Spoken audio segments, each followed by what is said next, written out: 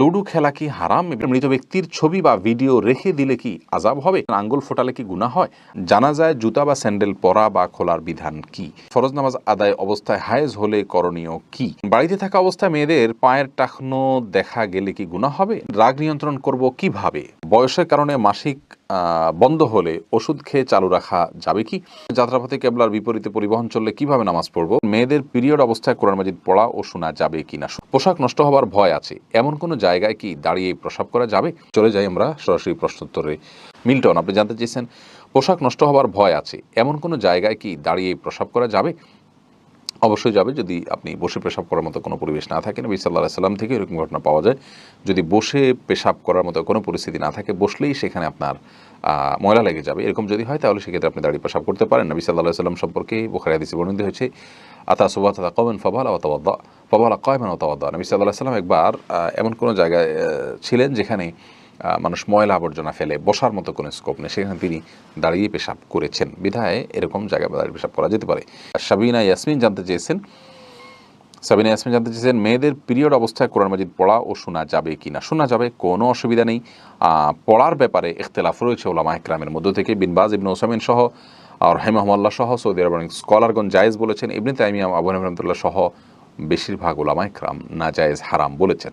যার কারণে আমরা বলবো কোরআন না পড়ে শোনা এটা উত্তম এবং নিরাপদ হবে।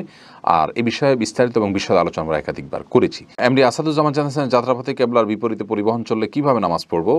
ফরজ নামাজ হলে আপনাকে প্রয়োজনে নেমে যেতে হবে এবং সফর করার আগে আপনাকে সেবা পরিকল্পনা করতে হবে যে আমার নামাজের সময় আমি কীভাবে নামাজ পড়বো।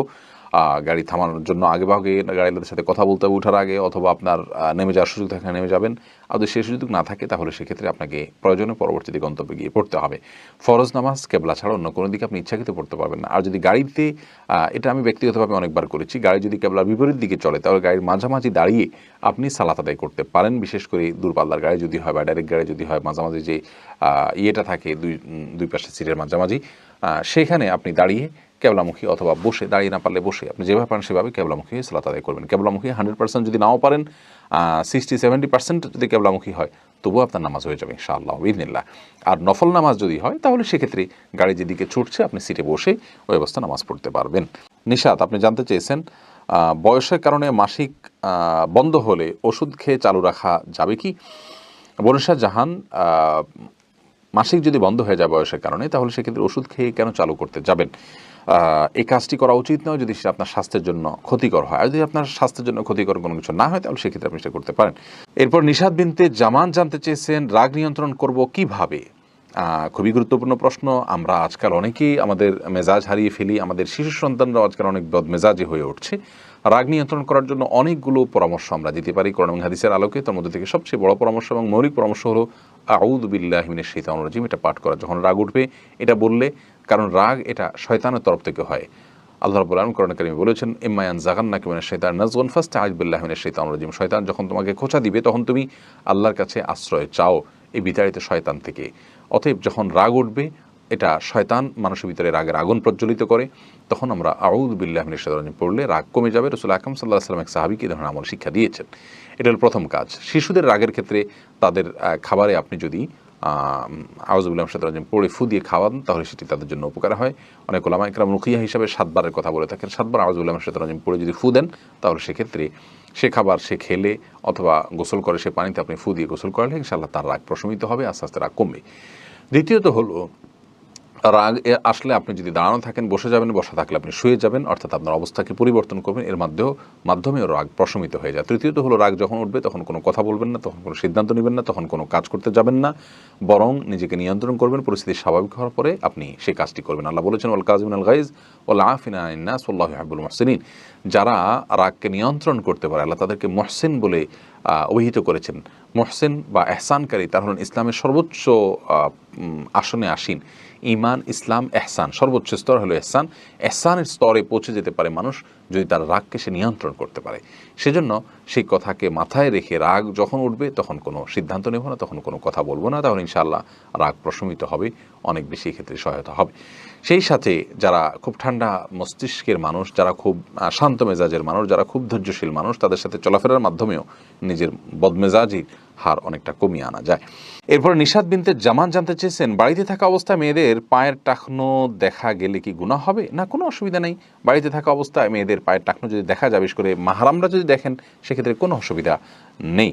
শামীমা নাসরিন জানতে চেয়েছেন, ফরজ নামাজ আদায় অবস্থায় হায়েজ হলে করণীয় কি? অবশ্যই আপনাকে নামাজ ছেড়ে দিতে হবে যদি নামাজ অবস্থা আপনার হায়েজ হয়।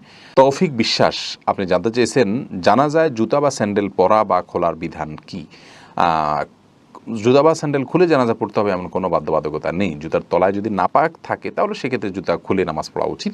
আর যদি নাপাক না থাকে, সাধারণত নাপাক থাকার সম্ভাবনা কম থাকে, নাপাক যদি কোথাও লাগেও সেটা আমরা অনেক দূর পথ হাঁটতে হাঁটতে কিন্তু সে নাপাক দূর হয়ে যায়। বিধায় সাধারণত সচরাচর আজকাল রাস্তাঘাটে যে নাপাক পড়ে থাকে তা তো না, কাদা ময়লা লাগা এক জিনিস, আর নাপাক লাগা আর নাপাক মানে হলো মলমূত্র লাগা। মলমূত্র লেগে থাকলে সেটি ভিন্ন বিষয়, তাহলে সেক্ষেত্রে খুলে নামাজ পড়া উচিত। আর যদি সেটা না লাগে তাহলে ওইটা খুলে নামাজ পড়তে হবে, কোনো জরুরি না। আমাদের দেশে অনেকে কিন্তু জানাজার নামাজের সময় জুতা খুলে তারপরে জানাজার নামাজ পড়েন। খোকন জানতেছেন, মহিলার ফরজ গোসলের সময় চুলের খোপা না খুললে গোসল আদায় হবে কিনা? চুলের খোপা খুলে তারপরে গোসল করা উচিত, অর্থাৎ ভেতরে পানি যাওয়া উচিত, সোজা কথা, বিশেষ করে চুল যদি আপনার ঘন হয়। সামিয়া আফরিন জ্যোতি জানতে চেয়েছেন, প্রেম করে বিয়ে করলে এবং পরে তবা করলে কি আল্লাহ মাফ করবেন? তবা করলে আল্লাহ তাআলা যে কোনো গুনাহ মাফ করতে পারেন, কিন্তু তবা করে পরে মাফ চাইবেন এই আশায় প্রেম করা উচিত নয়, গুনাহ করা উচিত নয়। মলম আছে, কাটলে কাটা জায়গা দিলে ভালো হবে, সে আশায় কেউ হাত কাটে না। বিধায় গুনাহ করার সময় তবা তো করবো, রাস্তা তো আছে, সেই চিন্তা করে যদি আপনি গুনাহ করেন, সে গুনার মাফ কতটুকু হবে সেটা আল্লাহ তাআলা ভালো জানেন, এটা করা উচিত নয়। আজাদ আবুল কালাম জানতে চেয়েছেন, লুডু খেলা কি হারাম? এ বিষয়ে আমাদের একটা ভিডিও আছে, দেখে নেবেন।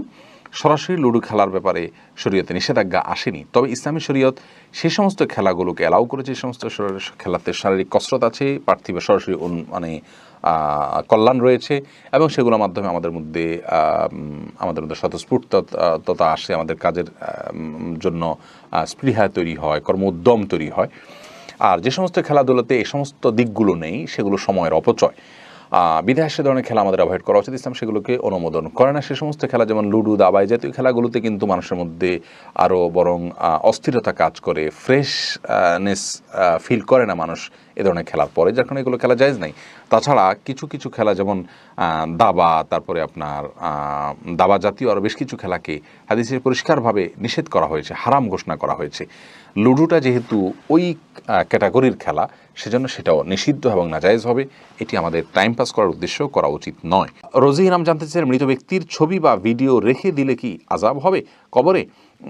তার ছবি ভিডিও রেখে দিলে তার কবরে আযাব হবে বিষয়টি এরকম নয়। বিশেষ করে ফটোগ্রাফিক যে ছবি আছে সেটি যদি সফট কপি থাকে সেটি, আর যদি প্রিন্ট করে নেওয়া হয় তাহলে সেক্ষেত্রে সেটা বিনা প্রয়োজনে রেখে দেওয়া উচিত নয়। মৃত ব্যক্তি তিনি যদি নিজে রেখে যান তাহলে আত্মীয় স্বজনের উচিত সেটাকে মানে নষ্ট করে ফেলা, তা না হলে শখের বশবর্তী হয়ে এরকম যদি করে সেটি গুনাহের কারণ হতে পারে এবং এটার মাধ্যমে আযাবের মধ্যে তিনি পড়তে পারেন। সামিয়া রহমান জানতেছেন, আঙ্গুল ফোটালে কি গুনাহ হয়?